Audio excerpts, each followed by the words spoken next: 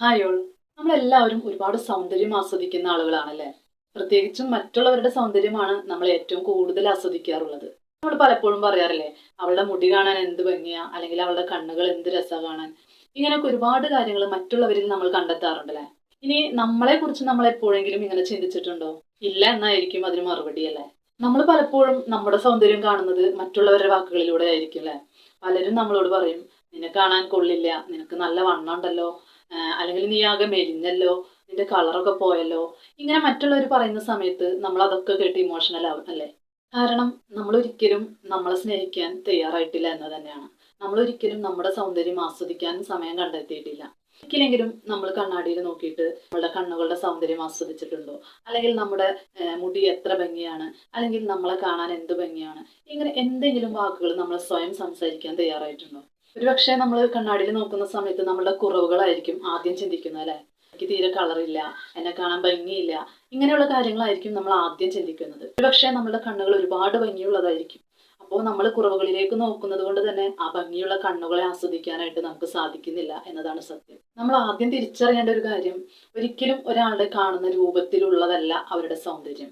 എത്രത്തോളം ഒരാൾക്ക് ആരോഗ്യത്തോടെയും സന്തോഷത്തോടെയും ജീവിക്കാൻ സാധിക്കുന്നുവോ അതാണ് നമ്മുടെ സൗന്ദര്യമായിട്ട് നമ്മൾ കാണേണ്ടത്.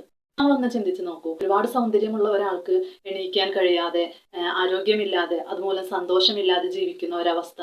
പക്ഷെ അങ്ങനെ ഒരു അവസ്ഥ നമ്മൾക്ക് ഇല്ല അല്ലേ? അപ്പൊ ആ ഒരു കാര്യം ആലോചിച്ചാണ് നമ്മൾ സന്തോഷിക്കേണ്ടത്. നമ്മളെപ്പോഴും സ്വയം സ്നേഹിക്കാൻ സമയം കണ്ടെത്തുക. നമ്മൾ സ്വയം സ്നേഹിക്കുക എന്ന് പറയുമ്പോൾ നമ്മുടെ ഫിസിക്കലായും മെന്റലി ആയിട്ടും സ്പിരിച്വലി അങ്ങനെ ഒരുപാട് കാര്യങ്ങളിലൂടെ കടന്നു പോകാനായിട്ട് നമുക്ക് സാധിക്കണം.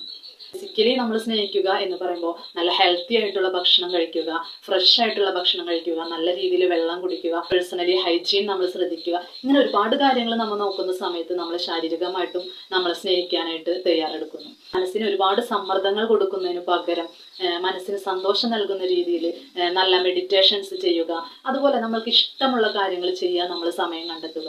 അതുപോലെ തന്നെ നമ്മൾ പ്രാർത്ഥനയ്ക്ക് വേണ്ടി ഒരു സമയം നമ്മൾ കണ്ടെത്തുക.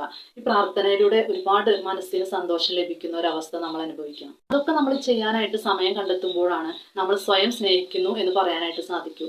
നമ്മളെല്ലാവരും മറ്റുള്ളവരെ സ്നേഹിക്കാൻ, നമ്മളുടെ ഫാമിലിയെ, മക്കളെ, അല്ലെങ്കിൽ നമ്മളുടെ ഫ്രണ്ട്സിനെ, ഇങ്ങനെ ഒരുപാട് പേരെ സ്നേഹിക്കാനായിട്ട് നമ്മൾ സമയം കണ്ടെത്താറുണ്ടല്ലേ? ഇതിനെല്ലാം പുറമെ നമ്മളെ സ്വയം സ്നേഹിക്കാനും നമ്മുടെ സൗന്ദര്യം ആസ്വദിക്കാനും നമ്മൾ സമയം കണ്ടെത്തേണ്ടതുണ്ട്. മറ്റാരെന്ത് പറഞ്ഞാലും അവിടെ നമുക്ക് തളരാൻ സാധിക്കില്ല. കാരണം നമ്മൾ എന്താണെന്ന് നമ്മൾ തിരിച്ചറിഞ്ഞു കഴിഞ്ഞു. മറ്റുള്ളവരുടെ വാക്കുകളിൽ തളർന്നു പോകാതെ മുന്നോട്ട് പോകാനായിട്ട് നമുക്ക് സാധിക്കണമെങ്കിൽ തീർച്ചയായിട്ടും നമ്മൾ സ്വയം സ്നേഹിക്കാൻ തുടങ്ങാം. അപ്പോൾ ഇന്നു മുതൽ മറ്റുള്ളവരെ സ്നേഹിക്കുന്നതോടൊപ്പം തന്നെ നമ്മളെ കൂടെ സ്നേഹിക്കാനായിട്ട് നമ്മൾ സമയം കണ്ടെത്താം.